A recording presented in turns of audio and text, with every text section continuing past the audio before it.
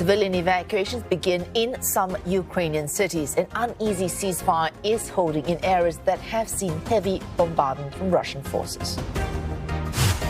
2 million people displaced and counting as the exodus from Ukraine continues. At the same time, a fresh round of talks due between Ukraine and Russia. The previous 3 rounds have yielded limited progress.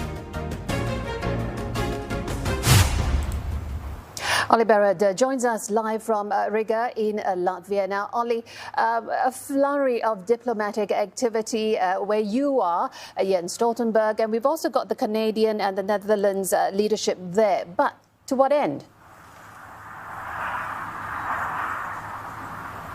That's right. We saw Antony Blinken, the US Secretary of State, here in Riga yesterday. He's since moved on to Estonia and then flies back to the United States via France, where we expect that he will probably meet with French President Emmanuel Macron and catch up with the French efforts to try and get through to Vladimir Putin when it comes to diplomacy and trying to de-escalate the situation. Here in Riga today, we have Jens Stoltenberg, the NATO chief. He is here along with the Canadian Prime Minister Justin Trudeau. Justin Trudeau is partly here to show NATO solidarity with the Baltic region. He's also visiting Canadian troops who are stationed here as part of the NATO mission in Eastern Europe. Jens Stoltenberg has been speaking while he's been here. He's been speaking in pretty stark terms about exactly what is unfolding. Jens Stoltenberg saying that this is a situation that could spiral out of control. He says that there is a responsibility to make sure that the conflict does not escalate and spread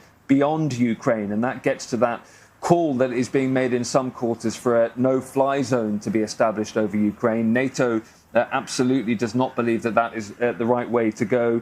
Jens Stoltenberg saying that targeting civilians, which he believes is happening in Ukraine, is a war crime, he says. And he says that the humanitarian impact of Vladimir Putin's assault on Ukraine is, in his words, devastating. Oli, we know about the flow of refugees in multiple directions, but talk to us about the particularly tricky evacuations in places like Sumy, Mariupol and Irpin. That's right. Over the last 3 or 4 days, we've had those discussions between Russia and Ukraine leading to suggestions that there would be humanitarian corridors established and ceasefires would be observed so that citizens could leave some of those Ukrainian cities and move out of the country. Now, 24 hours ago, when the Russian offer was made from 4 Ukrainian cities to leave Ukraine for Ukrainian people to head to Russia and Belarus, that was described by the Ukrainians as immoral. They didn't believe that that should be the offer on the table, that people should be leaving Ukraine for one of the countries that is currently invading them and another which is currently assisting that invasion. We have today been seeing some evacuations taking place from cities like Sumy.